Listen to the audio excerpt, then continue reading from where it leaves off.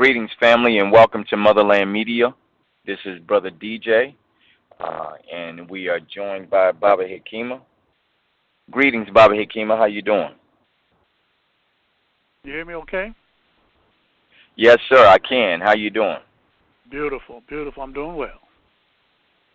Good, good. And again, greetings to the family. For those of you who are listening in via internet, if you want to be a part of the conversation tonight, we'll ask that you give us a call at 646-716-5682. That's 646-716-5682. And greetings also for those of you who are calling in to the switchboard. And as customary, if at any time you have a question and or comment during today's broadcast, please press the number 1 on your phone.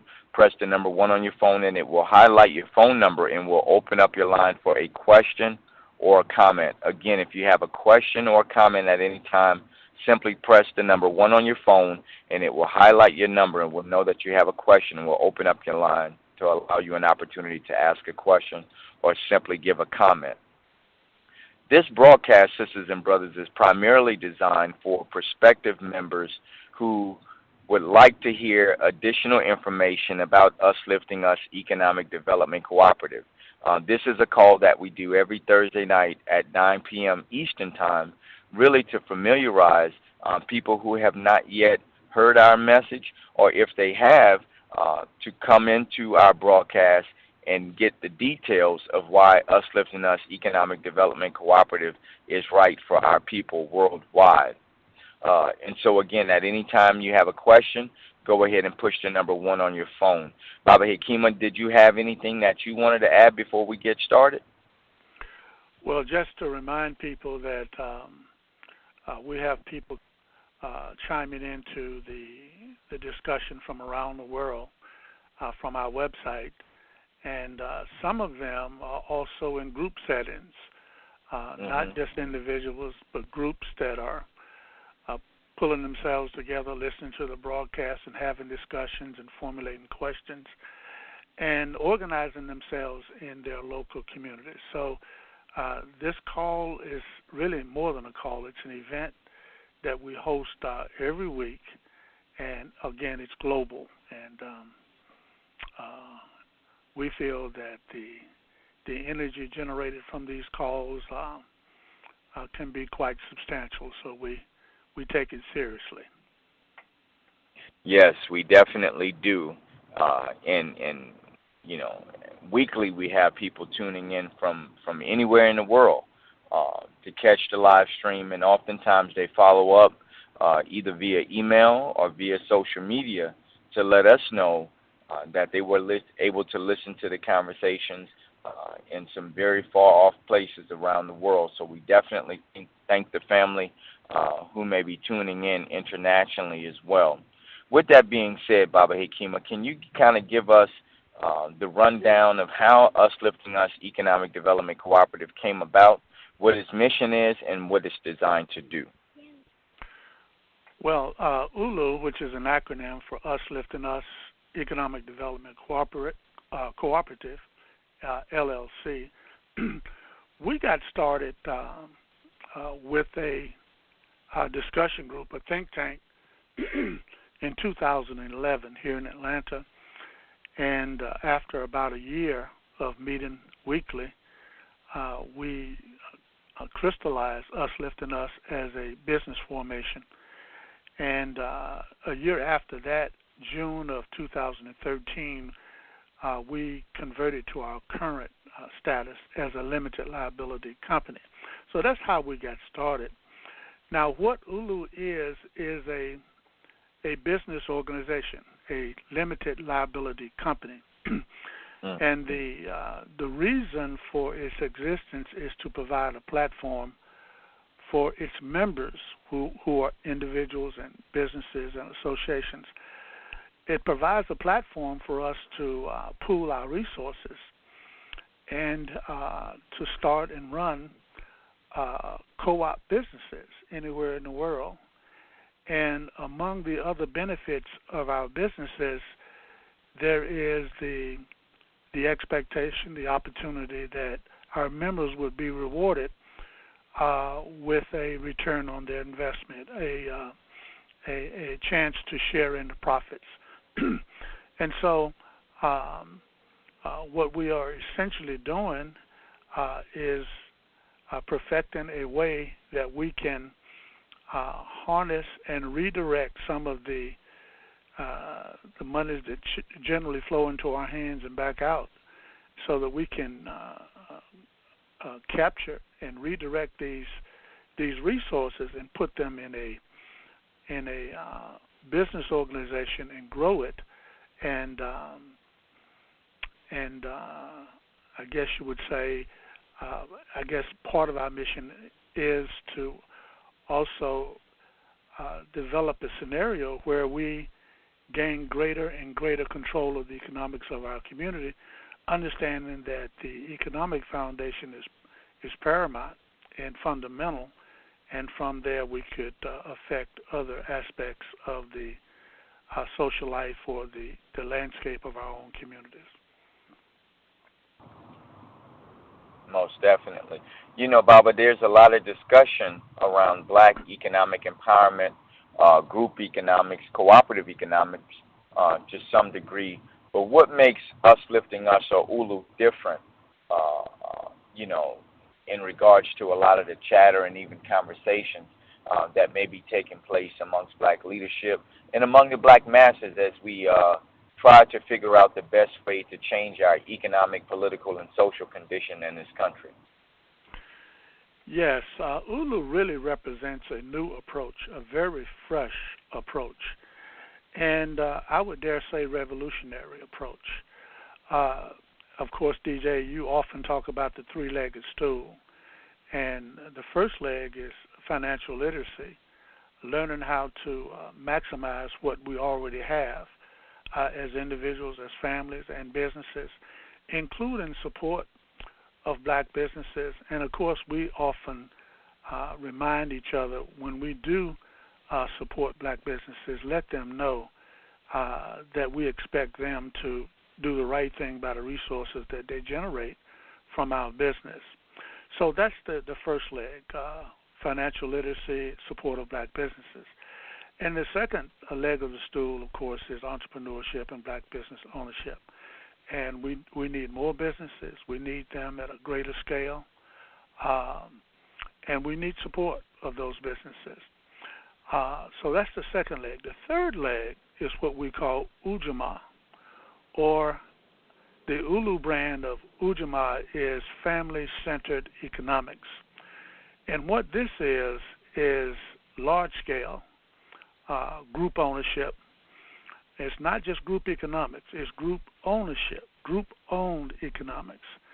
And so what ULU is adding to the mix is a way for us to build at a greater scale with the combined efforts of thousands, tens of thousands, hundreds of thousands, possibly millions of individuals who collectively pool their resources and follow a prescribed way of harnessing and redirecting the resources that we have. We look forward to, in addition to the businesses that we currently own, we look forward to hundreds and thousands of new businesses owned and operated by ULU, and because of the fact that they're owned by a company, one company, then we have more control over the behavior of those businesses, and we certainly have more control of the resources generated by those businesses. So we feel that entrepreneurship and black business ownership and financial literacy are absolutely necessary, but they will never, in our opinion, equal power for our community without this third leg. That's group-owned, cooperative economics, and we call it family-centered economics, because when we say cooperative economics, we're really not clear what we're saying. It's all over the place. And for the most part, most people, when they say it, even our leaders, are just simply saying we need to cooperate with each other. Well, it's got to be more than that. It's got to be different. It's got to be something new. And so that three-legged stool, and so ULU represents a new paradigm. And it's really a repeat of what we've done in the past. When we came off those plantations, we naturally formed mutual aid societies, and we took care of some of the basic needs of not just the individuals, but the groups. And that was a time when we formed mutual aid societies around burial, insurance, and other things, but that also was a time when we built hundreds of communities of business excellence throughout this country. And so to us, ULU is calling for a second coming off those plantations and forming mutual aid societies. So ULU is a 21st century mutual aid society. I would say that. That's the first time I've ever put it in those words. But that's essentially what I would have for that question. You know, you mentioned group-owned economics. Let's dig a little bit deeper into that whole notion of group-owned economics. Now, what that sounds like to me is that the group actually owns the means of production. Am I hearing you correctly? That's right. That's right. Okay. Now that is a lot different than the current dominant economic landscape that we live in under capitalism, where a small group of people own the means of production, and everyone else, for the most part, are just laborers keeping that machine churning or working or moving, so to speak. What are the advantage of group economics or group-owned economics, or groups owning the means of production themselves? Well, there's certain advantages, especially when a people have been assaulted culturally, and where the strong patterns of mutual support may have been eroded.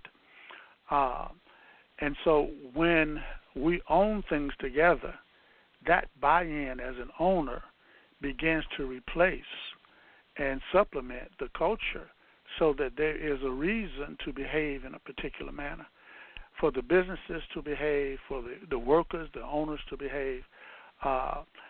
And it also provides for us to operate at a larger scale. For the most part, the business landscape in our communities are very small businesses. Most of them employ just one person, the business owner. And so we need to pool monies and resources so that we can build at a much larger scale. Factories, transportation, any number of areas. So the group ownership factor is really the linchpin, because otherwise then everybody is going into business to do their own thing. And that's not wrong, but you don't build power from there. Okay. So the group-owned aspect allows us to, again, as I mentioned before, input certain motives and certain incentives for appropriate behavior, supporting behaviors. And because you have multiple businesses being owned by a single group, you also have the ability to do some analysis to see where combined resources could benefit the larger group. So you just have more control. Given the way we currently do business, we do not have a rudder, a steering mechanism for our economic development and advancement. Part of what we talk about in ULU is not only empowerment, but we talk about building and maintaining a new economy. To do that, you must have control of the business activity. Right now, the only people who have the levers for control of the business economics, business activity in our community or the international bankers and Wall Street. We don't really have control. We may have control over our business, one business, and you may have control over your business. But in terms of the business environment, we don't have a mechanism for control. And group ownership gives us a steering mechanism for the economy that we're building. Wow, that is good stuff. I want to give an opportunity again to our listeners. For those of you who may have a question and or comment about what we're discussing so far, I need you to give us a call at 646-716-5682. That's 646-716-5682. And again, for those of you who are listening in via the internet, you can call into that number, and we'll be more than happy to open up your line for a question or a comment by simply pushing 1 on your phone. And again, we'll open up your line for a question and or comment. Group economics, group-owned economics.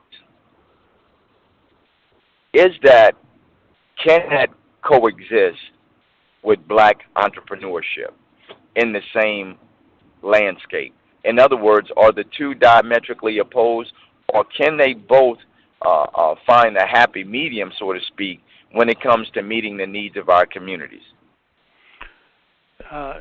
In fact, they need each other. The group-owned enterprise is not going to be able to provide all the services that are needed.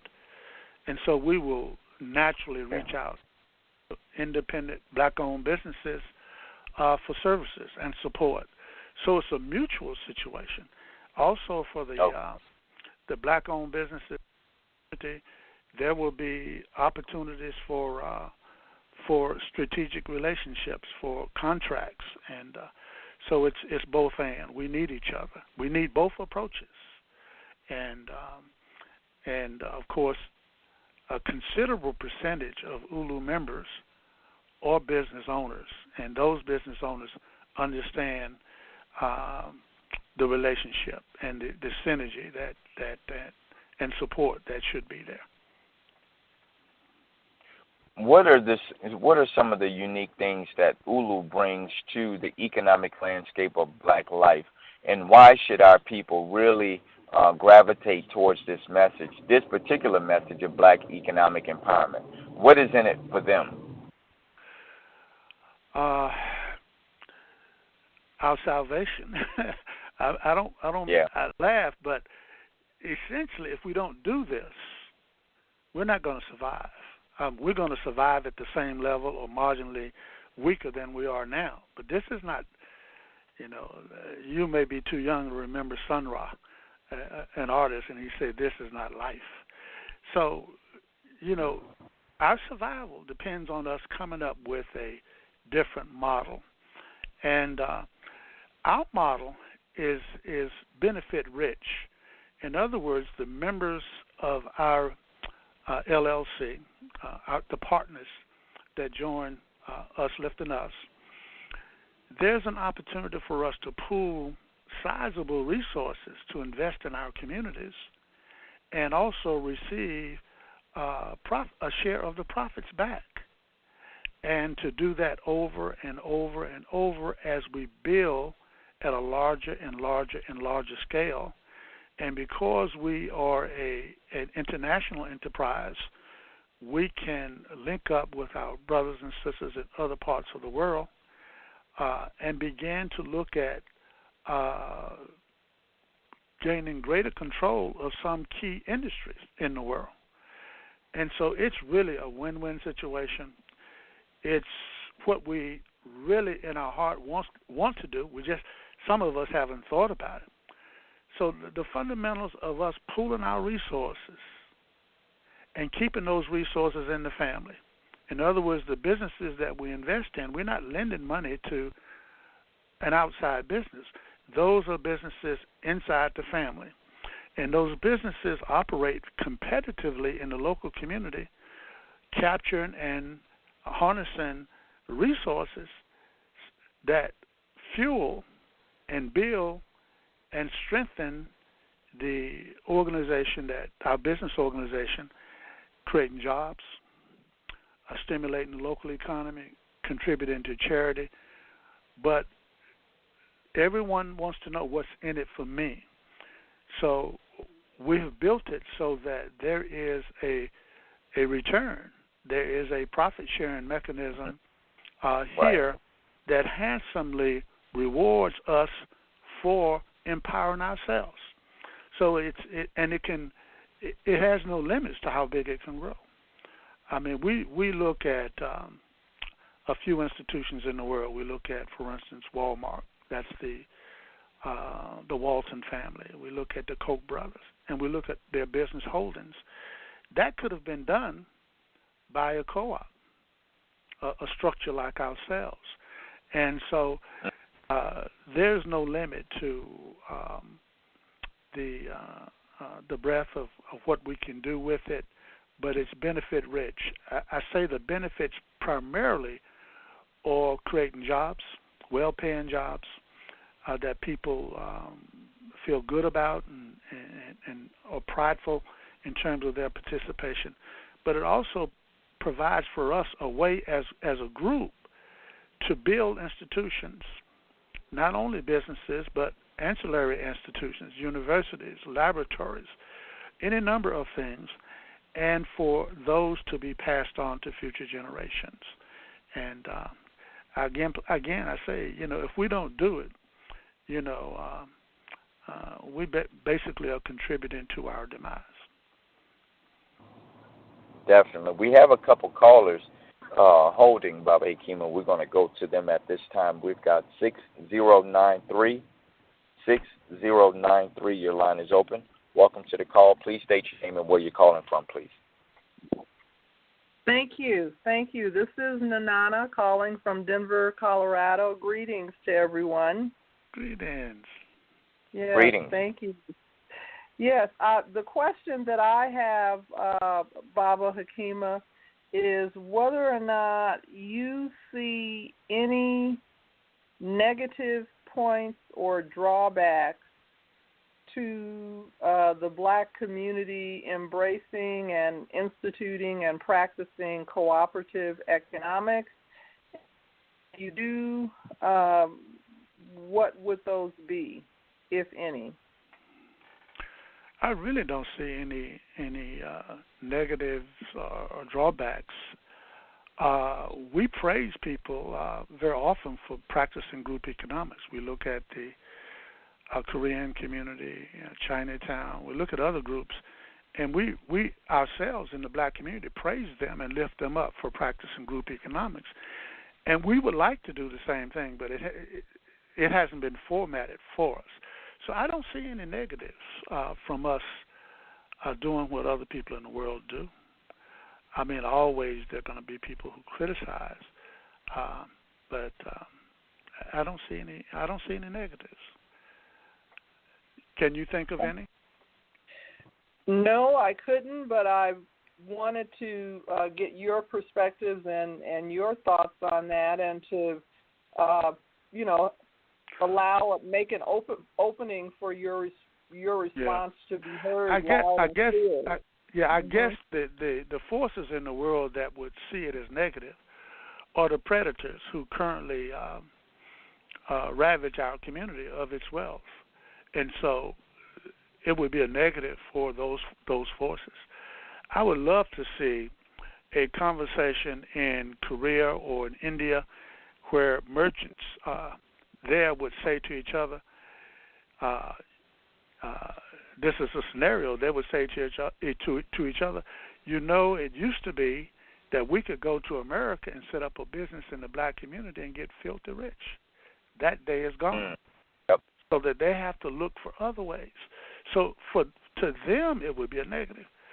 And so we see us taking care of our basic needs and some wants as well, so that the economic landscape of our community is dominated by us, and it's not, from a business standpoint, a friendly environment for those who would exploit our communities.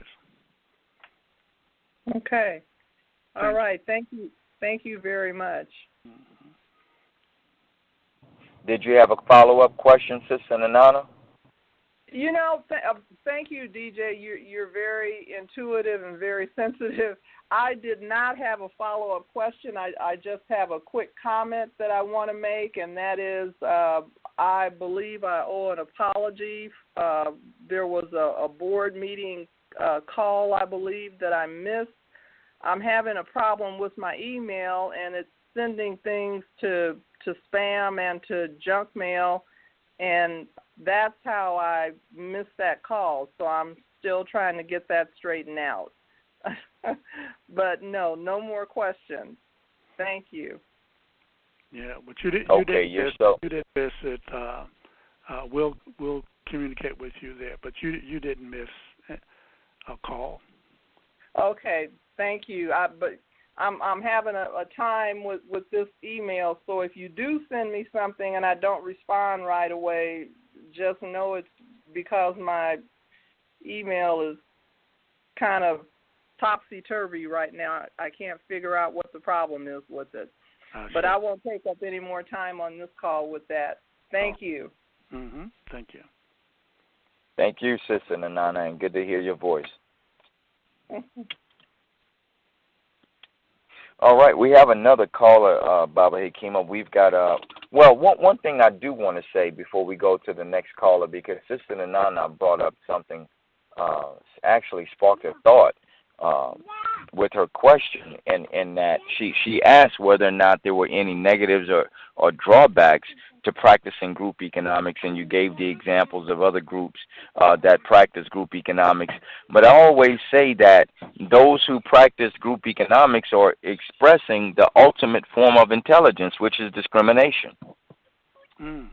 Just something to think about. There you go.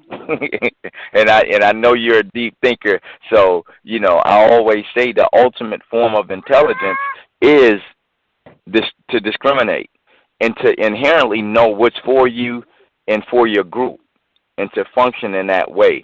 And so those other groups that are practicing their economics within their cultural framework are expressing the ultimate form of intelligence, and that is to discriminate against all things that is not for them and of them. Wow. That's fundamental. You don't survive if you don't discriminate. Yeah, I got that. Yeah. Yes, Thank sir. You for that. Yes, sir. Yeah, we're going to go ahead and go to another caller. We've got 8014.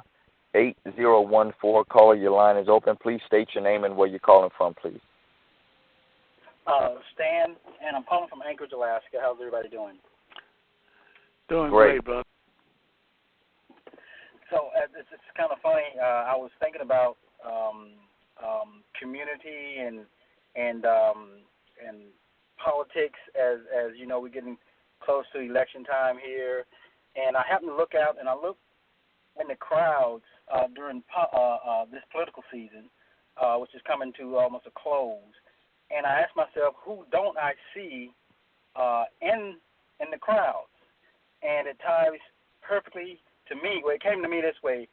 The folks who you don't see in the crowds are those communities that are practicing cooperative economics. You don't see the Koreans, you don't see the Asians, the Koreans, the Japanese, the Chinese, because in my mind, this is how I answered it, because they have that cooperative economic community, which they don't need to be, at all the rallies pounding, give me, hand out, and that's because they have what we are striving to achieve with ULU.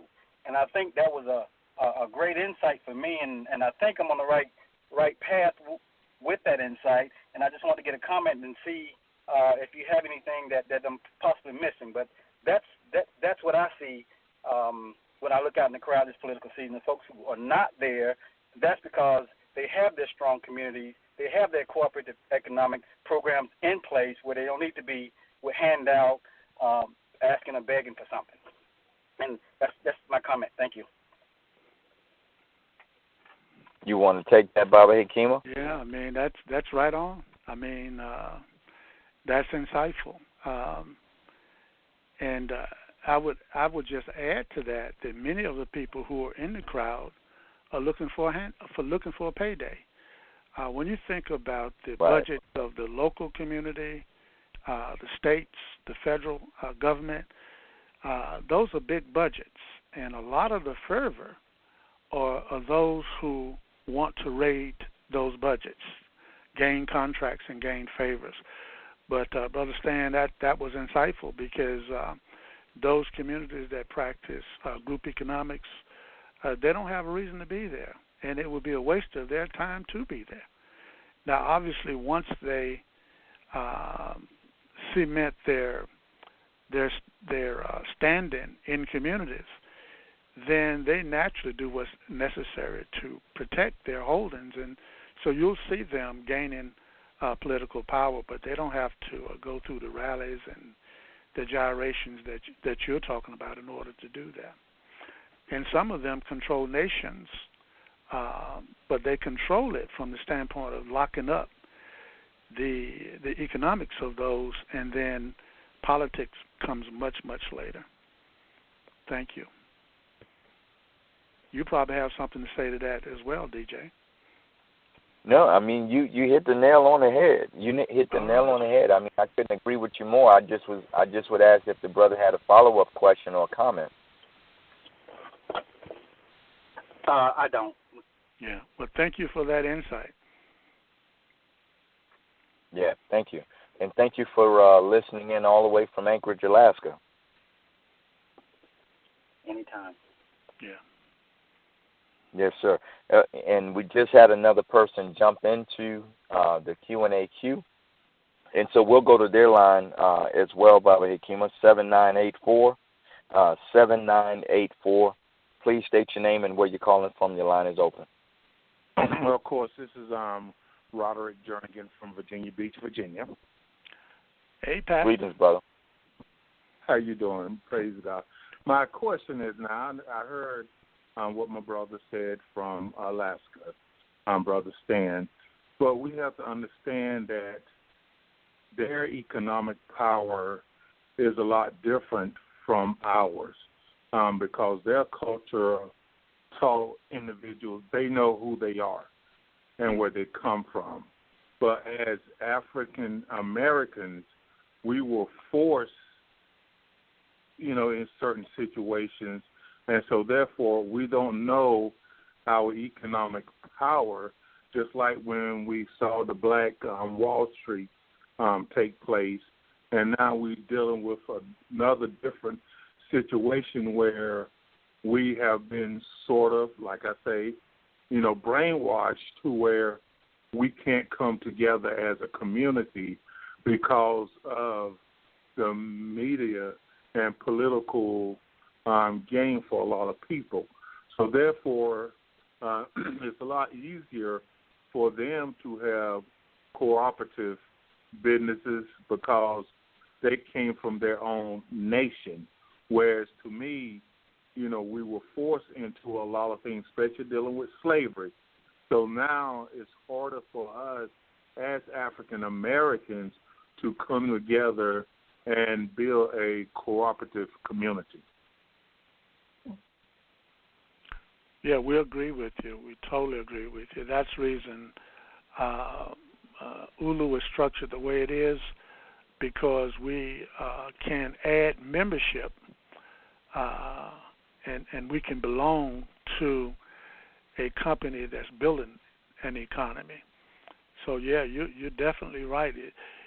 I would think it's almost impossible to create a cooperative culture without the opportunity to have ownership, tangible ownership in the enterprises. That is to say that the factories and the firms that exist in our community, they have to be owned by the households in our community. And so we can do that through the ULU model. So we couldn't agree with you more. It's difficult, and I would say it's impossible without the addition of the ability for us to have ownership. And when you have ownership, you have different motives. And ownership allows, because of self-interest, you're more apt to do the things that are supportive for what it is that you own. You also are more apt to do the things that are necessary to protect it because it's your own. So I agree with you totally. And yes, indeed.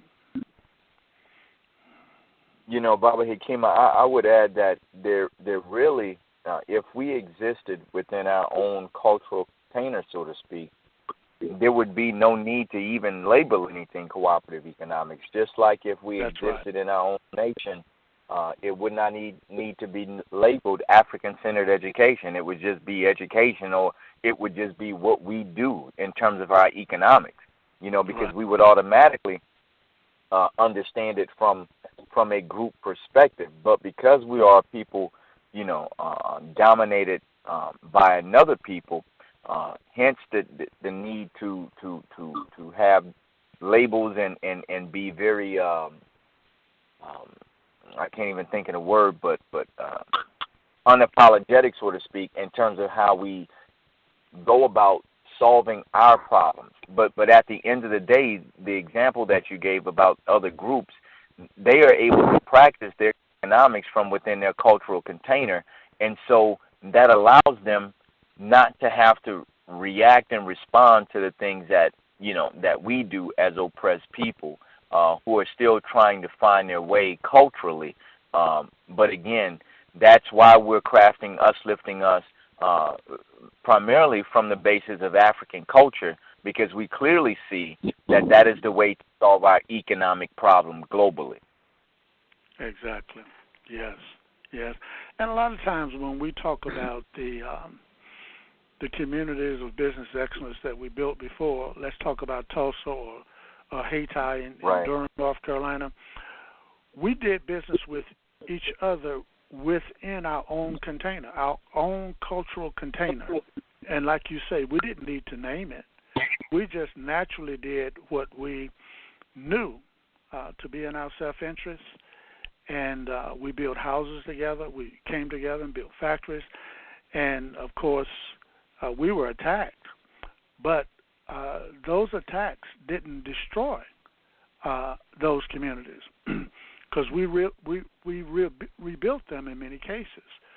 What the international bankers began to understand that they couldn't allow us to exist with those containers intact. And so they began to manipulate our taste, our interests, our attention, so that they open up the way to have that energy dissipate, and for those communities of business excellence to fail, not so much from attacks from the outside. Of course, that happened, but again, the more damaging effect was what we typically call integration or disintegration of what it is that we had built. And they found ways to incrementally chip away at it. And, of course, capitalism and the ideas of the West wants to separate everything into its component parts so it can be exploited more effectively as well. Yeah. Caller, did you have a follow-up question? Thank you for that initial question. Did you have a follow-up or a comment? No, everything is good. You all did a good job in explaining what I was talking about. Beautiful, and we really appreciate you all up there in Virginia Beach, Norfolk area, and we look forward to continued communication and building. Thank you. Thank you. Yep. Thank you for your question. Yeah. I do want to pose another follow-up question in alignment with the last caller. Would you go so far as to say integration represented an attack on our culture? Oh, yes. A dismantling of the supportive aspects of our culture. In my opinion, the forces that move against us are not reckless. They're purely intentional. and they go into the laboratory and study how to use every tool possible to disrupt the positive patterns that would allow us to stand and be productive for ourselves. So yes, it was most certainly, in my opinion, it was an attack on our culture. Yeah, and again, I pose that question, understanding the unique nature of ULU and really what ULU is poised to do under the banner of family-centered economics. But what are some of the requirements for becoming a member of usliftingus now that we're able to get into some of the nuts and bolts and theoretical and conceptual aspects of ULU? What does it take to become a member of usliftingus? A member can be an individual, a married couple, or an institution, as long as it's a tax entity. It can be a church, it could be a lodge, it could be a business. And that person or that institution would make application for membership and pay a $50 first-year membership fee. And then after a brief interview, you would, in 99.9% of the cases, be approved as a member. And again, that's $50 per year. The first year membership is considered a processing fee. The second year and every year thereafter, that $50 goes into your capital account. Now, your capital account for members, once it reaches $1,000, then you are issued a unit of ownership, and that qualifies you to begin to profit share. There are a couple of other things involved in that, but that's the idea. And, of course, some brothers and sisters, some businesses come into ULU first day purchasing shares or purchasing units. Some build those up over time. And we had over the weekend 2 new members from Dublin, Ireland. One of them has been added to the member list, and the other one we're still trying to communicate with. So we're formatted where we can have members throughout the world. We have a few members in Canada, UK, Ireland, Bermuda, and Haiti. But the way things are going, we're going to have members in hundreds of countries throughout the world. And African people, conscious African people, are scattered throughout the world. And so that's the membership. And so a member there is no time limit that a member is required to purchase units or to contribute to their capital account. That's when a person can afford it, when they're ready. Now, the power in ULU is in membership. One member, one vote. It doesn't matter how much money you put into ULU, how many units of ownership you possess, you only have one vote. And members use their vote to elect the board of directors and also to approve or ratify the basic documents or any changes to those documents. The day-to-day operation is governed by the elected board of directors, and each year we have a members meeting in March, and we conduct business. We do some other things as well for the public, but that's where the rubber meets the road in terms of controlling and building this institution.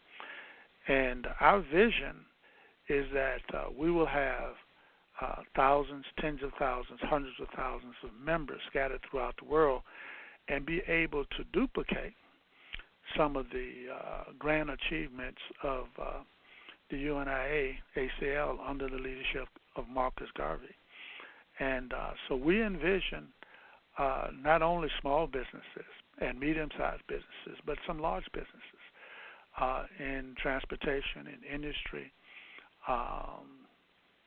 We anticipate owning banks, insurance companies. Who knows? We may have ships on the high sea. if it meets our needs, we're in a better position today from an economic standpoint of building this structure out.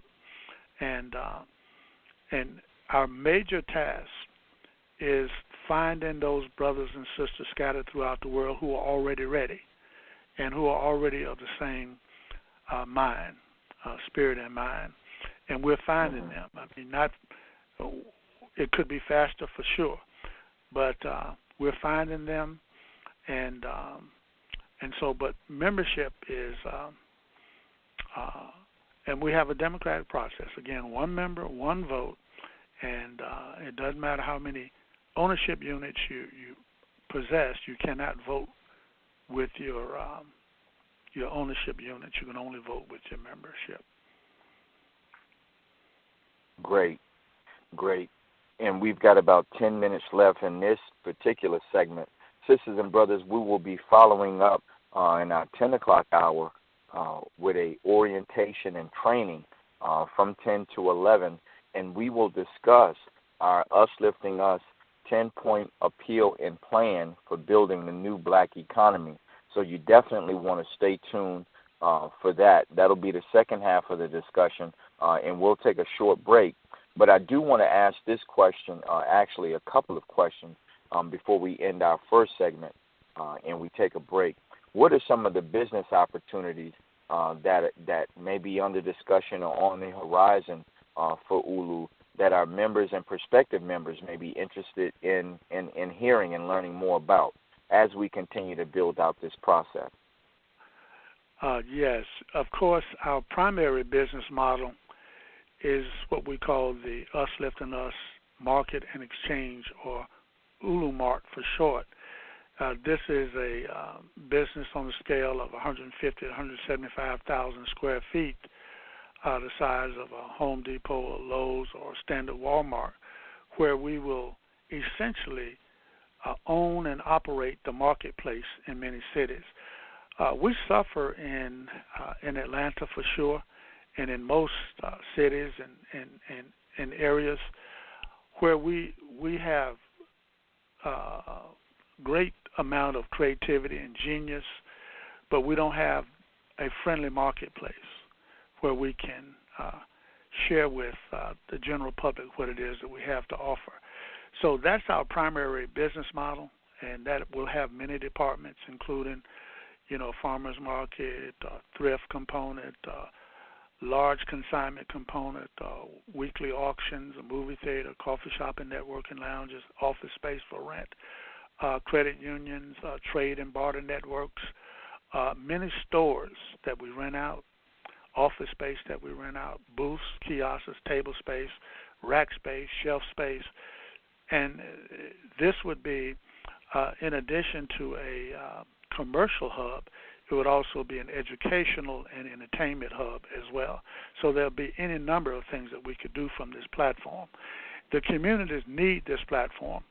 I use an example where we say that a middle schooler could come into this space and acquire a tabletop space and start a business that they could grow and take beyond the marketplace and into the community. So it's a platform that we need in multiple communities. Not all of them would be at the size of 150, 175,000 square feet. But recently the membership said that we needed to start smaller businesses, something that we could start almost instantly. And so we're looking at several smaller businesses. I would imagine that we're going to look at more.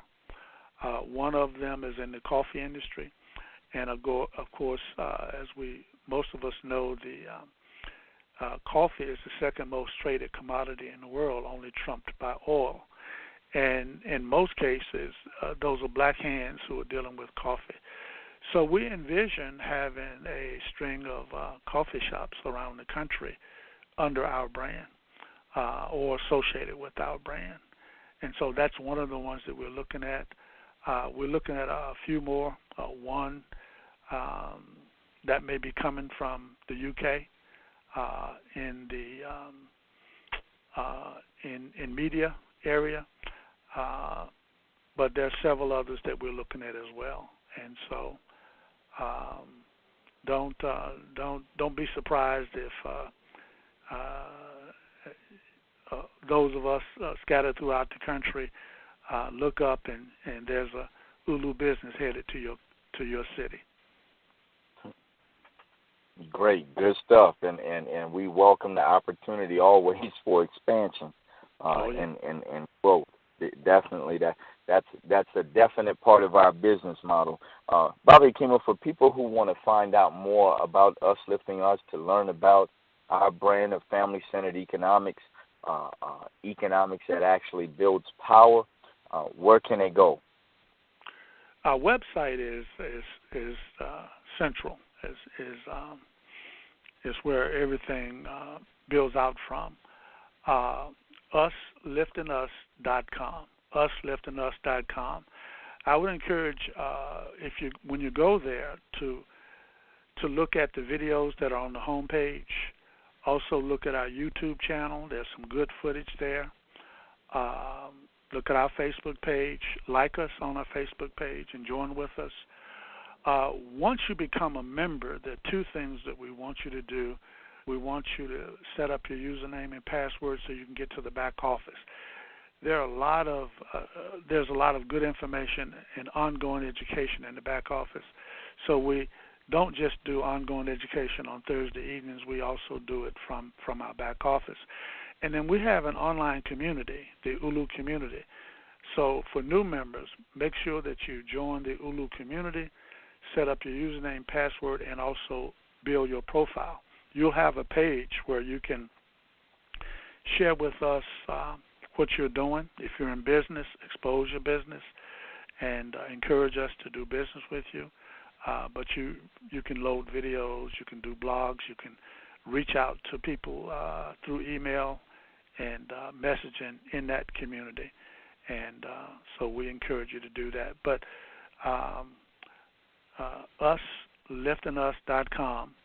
And if you on our mailing list, you'll receive an invitation for this call every Thursday night. And what we encourage everyone to do, whether you're a member or not, is to forward and share that email invitation for the Thursday evening call, even if your contacts are in Europe and Africa, wherever they are, and because they can always come to the call from the internet, from going on to our site. usliftingus.com. We also have a phone number. If you reach out to us, we'll get right back with you, 404-592-2780. 404-592-2780.